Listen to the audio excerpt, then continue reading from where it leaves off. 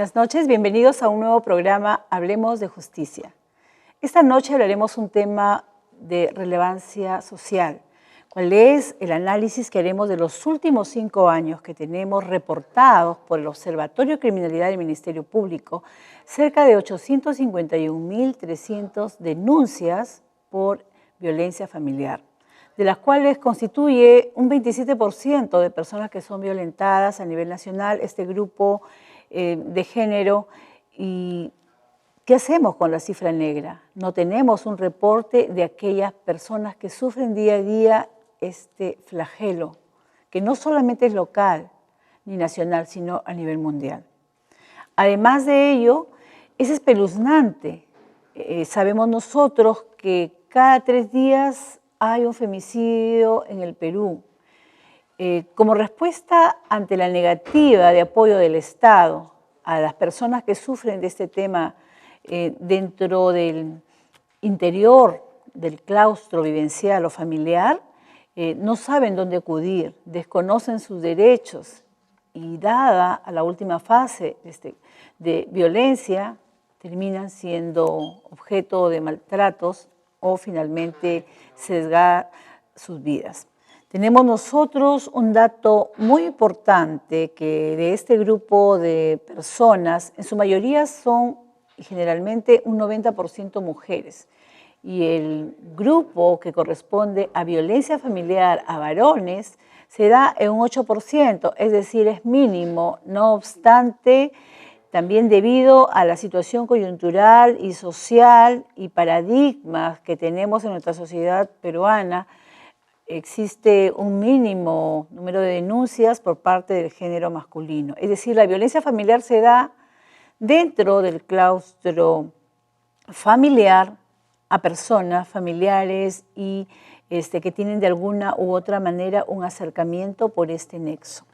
Así es que nosotros analizaremos los datos que nos brinda tanto el Ministerio de la Mujer como, les decía, el Ministerio Público en los observatorios que tienen y que van registrando cada día. Además, sabemos que la cifra que corresponde a violencia de género, denuncias en la capital o departamento de Lima, está decreciendo desde el año pasado. En tanto, va en aumento en los departamentos de Arequipa, Cajamarca y La Libertad.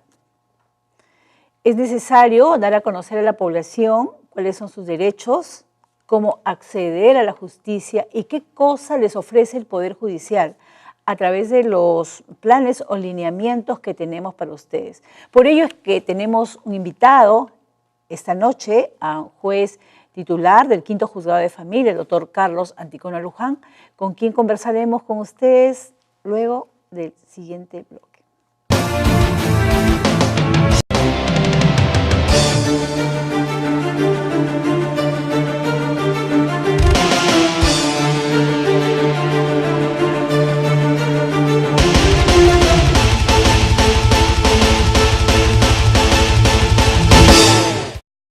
Tenemos como invitado al doctor Carlos Anticona Luján en nuestro set. Bienvenido, doctor, a este programa. Gracias por nuestro requerimiento y estar acá para tratar un tema muy importante. Sabemos que la violencia familiar, que es un tema común en la sociedad peruana y que se está dando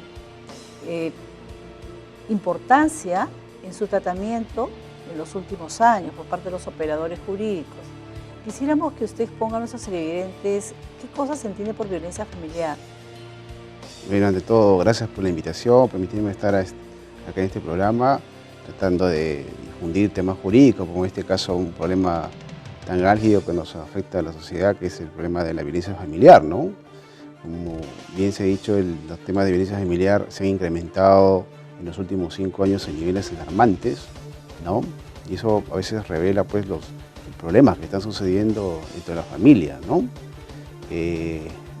De acuerdo a la legislación, la violencia familiar se entiende todo acto u omisión, ¿no?, que cause daño físico, cause daño psicológico.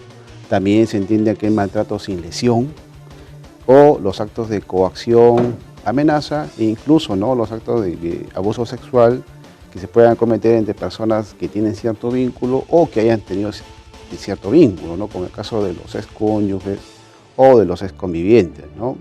No necesariamente dentro de una relación matrimonial y los hijos nacidos de matrimonio, porque hoy se hace extensivo, ¿no? Sí, sí, o sea, la ley de violencia familiar comprende entre sus efectos tanto a las personas que tienen vínculo vigente, en el caso de los esposos, o convivientes, en el caso de la unión de hecho, pero también comprende a ex personas que han tenido un vínculo, ¿no? Como los ex convivientes o los ex cónyuges, también están incluso los parientes hasta el 4º grado de consanguinidad, 2º de afinidad, ¿no? E incluso parientes de la unión de hecho. ¿eh? También, ¿no? Claro, la Constitución reconoce. El tema de violencia familiar se escucha, que suena 10 años aproximadamente a la fecha, pero siempre hubo violencia en el Perú, en el seno familiar, conyugal o una suerte de unión de hecho, pero últimamente se ve la afluencia de personas que concurren a solicitar tutela jurisdiccional. Dígame, en primer lugar, el tema de los porcentajes de personas que concurren a poner sus denuncias y a pedir este requerimiento por parte del Estado. ¿Va en incremento o cómo se mantiene? Y luego, ¿usted a qué obedece que las personas ahora tocan las puertas y piden justicia? Claro, lo que pasa es que anteriormente la ley de violencia familiar era un poco general y, digamos, al momento de hacer la definición del acto de violencia solamente se establecía pautas generales, ¿no? Ahora ya con la modificatoria de la ley se estableció ya una definición más precisa, ¿no? Se señala en qué actos incluso se pueden cometer violencia familiar. La misma jurisprudencia, digamos, la doctrina ha ido desarrollando, ¿no? Porque antes se pensaba que solamente violencia familiar eran los actos de agresión física, ¿no? Es decir, cuando había golpes, patadas, puñetes, ¿no? En cambio ahora no, ahora también se considera la agresión psicológica, que en relación a la agresión física es la que ha ido más en aumento, ¿no?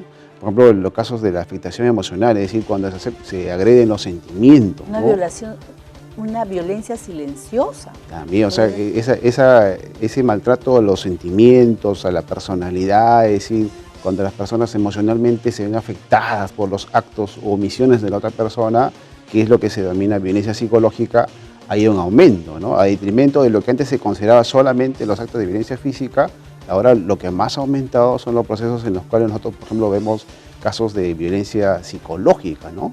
Y bueno, el aumento, ¿a qué se debe, no? Se debe a que, como en estos casos, han ido definiéndose posibilidades, parámetros, haciendo más factible, ¿no?, el acceso a las personas víctimas de violencia a fin de que puedan denunciar estos hechos de violencia, ¿no? Por ejemplo, ya tenemos una policía especializada, tenemos fiscales comprometidos con los temas de violencia, ¿no? Y también a nivel de justicia, ¿no? A nivel de justicia también, que nosotros ya hemos visto que es un punto central abordar los temas de violencia familiar y tratamos de asegurar el acceso, ¿no? El acceso a las personas a fin de que puedan denunciar. Entonces, esto ha hecho que eso que antes parecía clandestino, es decir, la violencia que siempre se ha dado, la gente, ¿no?, se atreve a hacerlo. Siempre se ha dado, se daba en el hogar, pero las familiares, las personas, los mantenían escondidos por, bueno, ciertos, a veces tabús, ¿no? A veces ciertos prejuicios, no denunciaban. Entonces eso ahora, al existir un mayor acceso, ¿no?, a eso ya ha hecho que denuncien, ¿no? Entonces tendrían también como corolario, hago la denuncia porque sé que voy a tener apoyo, en este caso por parte del Estado, medidas que se van a tomar con carácter de urgencia, van a tutelar mi derecho, ¿no? Pero no obstante, todavía tenemos una cifra negra, como anunciaba en el primer bloque, de muchas personas que no creen, ¿no?, en los operadores jurisdiccionales, pero a todo ello, a pesar de ello, nosotros todavía tenemos un número que se va incrementando de demandas, ¿no?, por violencia familiar. Sí. ¿Considera usted cuáles son las medidas que deben ser tomadas o asumidas y quién es el que las solicita? Bueno, para entender este tema de la violencia, hay que hacerle conocer al público que los temas de violencia familiar, en cumplimiento, por ejemplo, de las reglas de Brasilia, que la que ahora el Perú está suscrito y el Poder Judicial comprometido con esas reglas de Brasilia, se facilita una serie de caminos a fin de que se pueda hacer la denuncia, ¿no? No necesariamente la denuncia tiene que ser por escrito, puede ser una denuncia verbal, incluso ahora los tipos de denuncias no necesariamente la víctima es la que tiene que poner la denuncia. Hay una línea telefónica 100. Sí, ¿no? sí. Entonces, incluso, por ejemplo, a cualquier persona que tenga conocimiento, que conozca que una persona está siendo víctima de violencia, puede acercarse a una dependencia policial y poner la denuncia, ¿no? Claro, y puede denunciar cualquiera. Sí, la policía está obligada a recibir la denuncia y a tomar las acciones correspondientes, ¿no? Por ejemplo, si hay en una casa, en un domicilio, sabemos que hay un acto de agresión permanente contra una señora o contra los hijos, ¿no? Incluso la policía está facultada por ley a poder ingresar a ese domicilio para poder darle ayuda, asistencia y tomar el caso, ¿no? Tomar el caso, hacer la denuncia correspondiente a la Fiscalía. Ante una flagrancia, ¿no? Claro, claro, sí. Incluso la Fiscalía ahora le permite tomar medidas de protección inmediata, ¿no? Por ejemplo, si tenemos un domicilio en el cual hay un agresor que está viviendo con la víctima, imagínense esa situación tensa, ¿no? Tenemos una mujer que permanentemente vive acosada, agredida. Entonces, la intervención del Ministerio Público facilita, incluso la ley le permite de que pueda efectuar el retiro del agresor, ¿no? Y haciendo un paréntesis a ello, tenemos nosotros, según las estadísticas, los femicidios. Hubieron en primer orden denuncias por violencia familiar y no fueron tomadas a tiempo medidas, en este caso por Fiscalía, ¿no? Quien debió haber tomado y haber solicitado, requerido medidas de protección, ¿no? Claro, sí. Gran parte de los procesos o de los casos de femicidio que se conoce, precisamente casi todos tienen su origen en actos de violencia que han sucedido en el hogar, ¿no? Muchas veces estas acciones de violencia, como le decía, a veces por prejuicios, no son denunciados oportunamente, permanecen dentro del hogar. Y esto a veces pues, hace que la violencia familiar es a veces cíclica, ¿no? Lo que empieza a veces por un acto de agresión física simple, luego puede avanzar en actos de violencia más graves, incluso llegar a actos como el femicidio. Y justamente, doctor, ¿no? Lo que usted decía, se hace la denuncia y regresas al hogar a seguir viviendo con el violentador, de tal manera que nuevamente allí hay el roce y nuevamente se suscita otro acto más. De tal manera que si se tomaran las providencias, en este caso por Fiscalía, con medidas de protección adecuadas, inmediatas, el agresor tendría que estar fuera del lugar, no acercarse a la persona, a la víctima, y podría evitarse nuevamente otro cuadro, ¿no?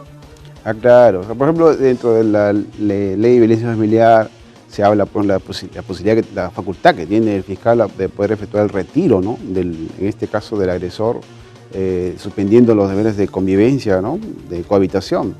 En otras latitudes, por ejemplo, incluso se aplica a los casos de la casa de refugio, ¿no? Claro. Es decir, ¿Qué le parece excelente el tema de la casa de refugio? Informarnos a los televidentes, así como los derechos que tiene la persona, el cónyuge que se quedaría a cargo de los menores. Analizaremos este tema con el especialista o especializado en el próximo bloque. Nos sintonicen.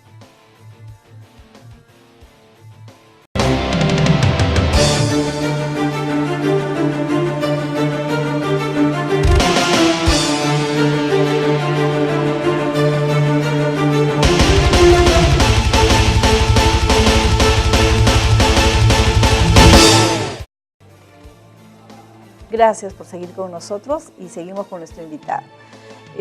Doctor, quisiera que nos explique qué consecuencias y qué cosas es lo que asumiría una persona que ha realizado actos de violencia familiar contra su pareja, ¿no? Respecto si tuvieran hijos en común. Bueno, la ley permite, en los casos de que se llegue a determinar, ya sea a nivel antes de sentencia, es decir, conocido los actos de violencia, ya sea a nivel fiscal o jurisdiccional inicial, o en la sentencia, se puede determinar medidas de protección, ¿no? En este caso a la víctima y a las posibles personas que pudieran ser víctimas del acto de violencia, ¿no? Como por ejemplo en este caso los hijos. Por ejemplo, suspender la cohabitación, el fijar una pensión alimenticia, ¿no? A favor de los hijos, el poder en ciertos casos limitar las visitas, ¿no? O disponer la tenencia provisional a favor de la persona que tiene, digamos, mayor predisposición para poder proteger a estos menores, ¿no? Sí, ¿y qué pasaría si la persona no cumple la sentencia, por ejemplo? Entonces, en el mismo proceso se va a ejecutar y se va a solicitar allí con qué medidas son las que asume y dicta el juez de familia. Bueno, nosotros en los procesos de violencia familiar tenemos como objetivo fundamental el poder dictar medidas que coadyuven a que a las parejas o las comprometidas con los actos de violencia puedan superar, ¿no? Puedan superar estos actos de violencia. No es una, digamos, nuestra sentencia no es una sentencia punitiva, digamos, que trate de estigmatizar, no. Lo que pretendemos es que la pareja puedan superar esos problemas, esas dificultades que los han llevado a estos actos de violencia y que puedan, pues, renormalizar, ¿no? Por eso que, por ejemplo, nosotros, de acuerdo a ley, digamos, fundada una demanda, disponemos como medida de protección, básicamente la prohibición, ¿no?, al agresor de realizar cualquier acto de agresión física, psicológica, ya sea coacción o amenaza en contra de la víctima.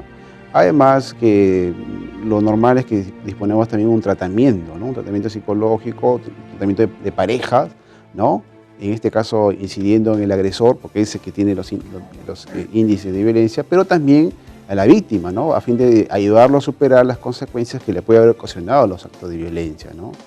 Y también, dependiendo del tipo de violencia y de la afectación que haya podido ocasionar a la víctima, muchas veces disponemos, ya sea a nivel antes de sentencia o posterior a sentencia, el retiro temporal del hogar, si son personas que viven juntos, ¿no?, caso de los esposos, caso de los convivientes que viven juntos, disponemos al retiro temporal del hogar conyugal o convivencial.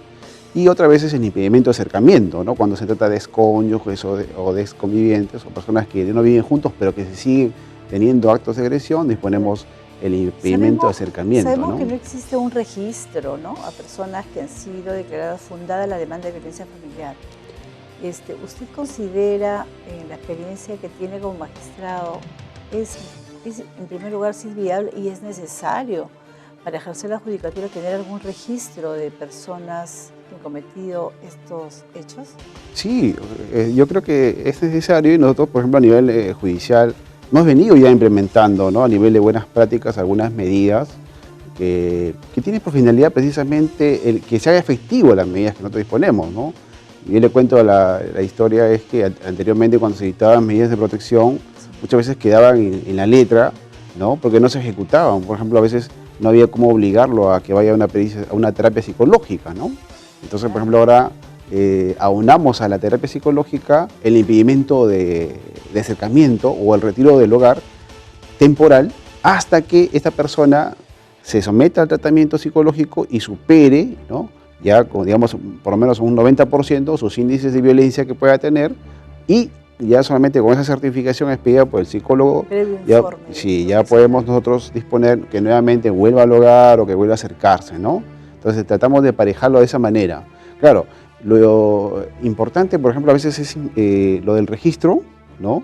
Es práctico, ¿no? Por ejemplo, hace poco se trató de implementar, o se está tratando de implementar, por ejemplo, lo del registro en sedes policiales, ¿no? Es decir, que en las sedes policiales tengan un registro de las personas que han sido, que han sido ya sentenciadas, ¿no? O sea, el registro que sean sentenciadas, que hayan sido sentenciadas por violencia familiar.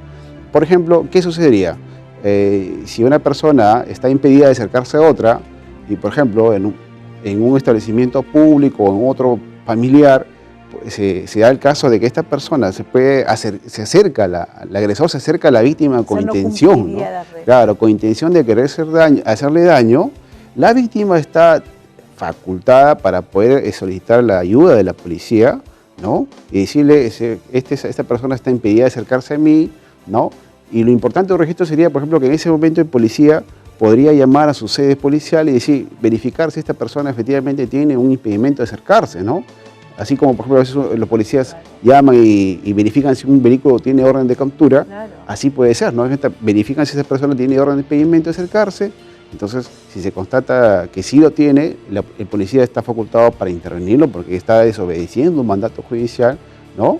y iniciarle ya un proceso policial con fines de un tratamiento ya penal mayor, ¿no? Claro, desobediencia y resistencia, o sea, claro, está desacatando una orden judicial, claro, se está cometiendo ya un tipo penal. Ahí la ventaja del registro, ¿no? Porque ya, así como sucede, por ejemplo, en el caso de los registros de vehículos que tienen orden de captura, también se puede, en este caso, registro de personas que tienen el registro de morosos, ¿no? También por obligaciones alimentarias. Bueno, casi en ese símil, claro, lo ideal sería, por ejemplo, que el registro de las personas que han sido sentenciadas por violencia pueda ser tomado en cuenta, sobre todo, por ejemplo, en el acceso laboral, en el acceso a créditos, ¿no? Por ejemplo, una persona que, digamos, pretende ser administrador, gerente de una empresa, donde va a lidiar con otras personas, no puede ser, no estaría facultada, ¿no? Si es que ha sido sentenciada por violencia familiar, mucho más si es que esa sentencia no lo ha cumplido, ¿no? Imagínense, vamos a tener un gerente que es violento, ¿no? Es que el perfil de un violentador muchas veces se va a dar justo con quien considera más débiles. Entonces, un violentador puede ser violentador en su casa, con quien considera que son parte de él, o también si es jefe, con las personas que están dentro de su subordinación. Entonces, si nosotros analizamos psicológicamente ese tema, entonces tendría que también un violentador tener ciertas restricciones, podría tal vez restringírsele para que él pueda trabajar con grupos humanos gerenciando, o tal vez dentro del grupo de personas, conducción de vehículos de pasajeros así de manera oficial, porque muchas veces se dan intercambio de palabras u otro. Entonces, un violentador siempre va a ser su perfil de personalidad violento, ¿no? Claro. Entonces, podría haber ciertas restricciones y esto de alguna manera podría darse, iríamos en el camino para tratar de que las personas internalicen y puedan superar esas conductas, porque en el caso de omisión de asistencia familiar saben que tienen restricciones, que no pueden hacer préstamos, que están involucrados dentro de un tema de un registro. Entonces, hay personas que saben que tienen que cumplir sí o sí, y, ¿no? Si no sería mayor el número de infractores. Claro, nosotros a nivel judicial lo que estamos comprometidos ya tanto con esta gestión como con las anteriores gestiones es ir tratando de implementar, ¿no?, políticas de tratamiento, digamos, objetivo. Por ejemplo, nosotros a nivel, la Corte Judicial de Libertad fue pionera en establecer como regla fundamental que en los casos de violencia familiar tiene necesariamente que terminar con una sentencia, ya sea fundada o infundada, ¿no? Es decir, no, acá no hay una abstención, nada de que no hay abandonos, no hay desistimientos, no hay conclusiones por inexistencia de las partes, no. Nosotros tratamos de que todos los procesos de violencia familiar terminen con un pronunciamiento de fondo, ¿no? Es decir, resolviendo si es fundada o es infundada la demanda, ¿no? Entonces, en esa perspectiva también estamos abocados ahora en tratar de implementar políticas que logren la ejecución, ¿no? Porque de nada serviría una sentencia de violencia familiar que quedaría en la letra. Estaríamos a medias. Claro, pero porque lo fundamental es la ejecución, es decir, ¿por qué? Porque como decíamos, nosotros la política de las medidas de violencia familiar es evitar de que vuelva a suceder esos actos de violencia, ¿no? Entonces, si no hacemos nada para poder ejecutar esas medidas que nosotros mismos dictamos, imagínense cómo quedaríamos. Y finalmente, ¿no?, el Estado, ¿qué les brinda a las personas víctimas? Apoyo, asistencia jurídica. Tenemos consultorios jurídicos gratuitos del Ministerio de Justicia, tenemos también consultorios jurídicos de las universidades, tenemos colegios de abogados y tenemos, ¿qué otras instituciones, doctor?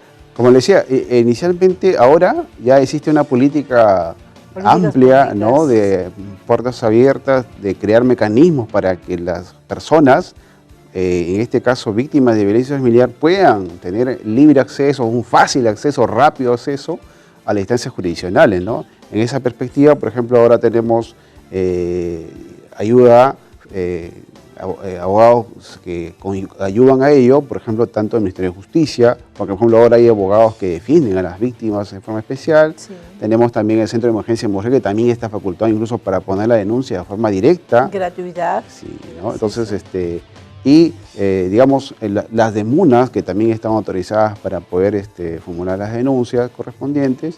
Es decir, se está tratando de crear amplios mecanismos para que puedan facilitarse el acceso a la justicia por parte de las personas que son víctimas, ¿no? Porque reitero, el compromiso nuestro es de abarcar este fenómeno social que afecta a la comunidad, que afecta el desarrollo de una nación. Por nosotros sabemos que una nación en la cual hay violencia, no estamos hablando de una nación que es próspera, ¿no? Entonces, fundamentalmente a veces, que los hijos aprenden a vivir así y crean en ellos como algo natural. como usted lo dice, ¿no? O sea, a veces el germen de la violencia que vemos en la sociedad muchas veces se genera en el hogar. Entonces queremos evitar, ¿no? A través de la acción de la justicia, evitar eso, atacar eso, ¿no? Tenemos un alto porcentaje, cerca del 90% de delincuentes que vienen de hogares resquebrajados donde hubo violencia familiar. Pero no todos los hogares donde se realiza la violencia familiar dan hijos criminales, sino tenemos solamente como algo genérico el primer ítem que les dije, referente a las personas que han cometido delitos en el área de la sociedad, ¿no? Bien, es así entonces que nosotros debemos seguir incentivando con políticas públicas. Nuestra institución sigue en una constante y vigente lucha y cumplir con los organismos internacionales y tratados por los que el Perú es parte. Bien, agradecemos, doctor, que haya estado esta noche. Comprometemos a usted a una próxima entrevista y a ustedes finalmente los invitamos para que nos sintonicen en un próximo programa esta semana.